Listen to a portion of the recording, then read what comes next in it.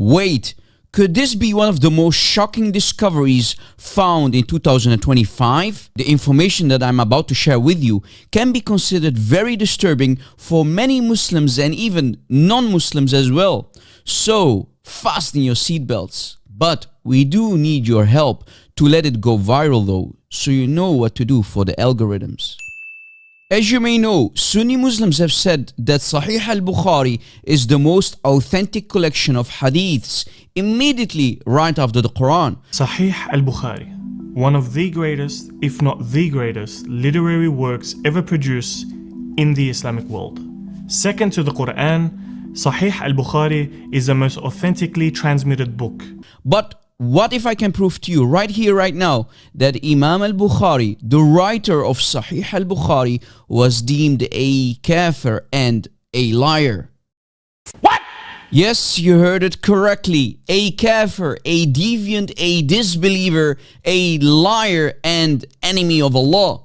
Be honest, what would you do as a Sunni Muslim if this could be true? Would you still use his hadiths, knowing that he was a liar, a disbeliever, a Jahmi, who's considered to be a deviant and enemy of Allah, according to the most classical scholars of Jarh wa Ta'dil, which is an aspect in the science of hadith? So, without further ado, here's the proof that Imam Bukhari was a disbeliever, a liar, and an enemy of Allah. In the famous book called Kitab al-Jarh wa Ta'dil by Imam al-Hafiz Shaykh al-Islam Ibn Hatim al-Razi, in volume 7 on page 191, number 1086, I found the following shocking information about Imam al-Bukhari.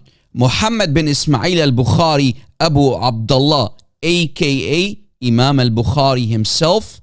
It's narrated from Abdan al-Marwazi and Abi Hammam al-Sal bin Muhammad and al-Firaibi and Ibn Abi Uwais. My father and Abu Zar'a al-Razi heard from him, and I quote, "Then they rejected his hadith," meaning the hadith of Imam Bukhari, "when it was written to them from Muhammad ibn Yahya al-Naysaburi, that he proved to them that Bukhari's belief was his recitation of the Quran is created." What? Wait a second. These classical scholars, these experts in hadith sciences, rejected the hadiths of Imam Bukhari? Wow. And they said that his belief was that the Quran is created? Wow. What a shocker. I am speechless. What about you? Have you ever seen this before? But wait, here is more. Also, Imam al-Dhahabi, in his book Ad-Du'afa wal-Matrukin, the weak and the rejected, he said, and I quote, "Imam Bukhari is not a Sunni because of his belief in the Quran as being created. People spoke ill of him, and that was why Abu Zar'a al-Razi and Abu Hatim al-Razi refrained from narrating his traditions." Of course, many Muslims will now accuse me of lying and might try to bring much later sources from people like Abu al-Qasim al-Laka'i, which is literally a source that came more than 200 years later to try to debunk these early claims about Imam Bukhari. Listen, Muslims, I'm not the one to be refuted here. Refute your own early scholars and experts of Jarh wa Ta'dil who reported what was said about Imam al-Bukhari. Don't attack me for reading your Islamic sources and what these early scholars like Abu Zar'a and Abu Hatim al-Razi have said about Imam Bukhari. These are your scholars, not mine, of Jarh wa Ta'dil. You need to accuse them of lying about Imam Bukhari, not me. Well, there you have it. The proof is in front of you. Famous scholars like Ahmad ibn Hanbal have said, Muslims who hold the belief that the Quran is created, like Imam Bukhari here, are enemies of Allah. They are kuffar, and you are not allowed to accept their shahada. In the past, I have also mentioned that Imam Bukhari claimed that he's basically an uncreated being, a force of nature to reckon with, and here is why. It is said that Imam Bukhari collected about 600,000 hadiths, of which some 7 odd have been classified as authentic.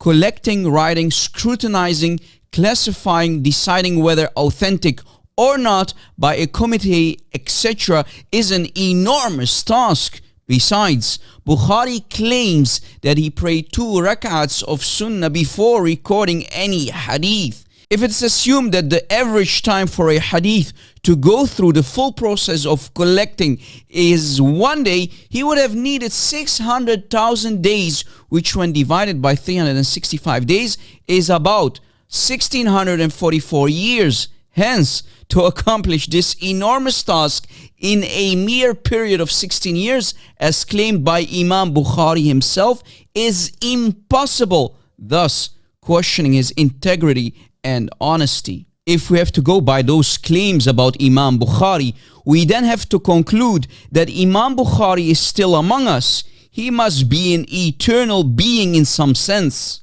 Imam al-Dhahabi also have said, Bukhari was heard saying, I have memorized 100,000 authentic ahadith and 200,000 which are less than authentic.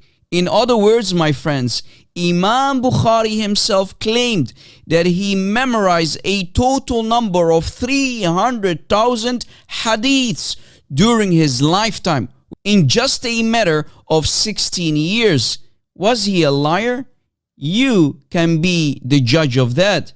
Thanks for watching. Stay away from Islam and God bless.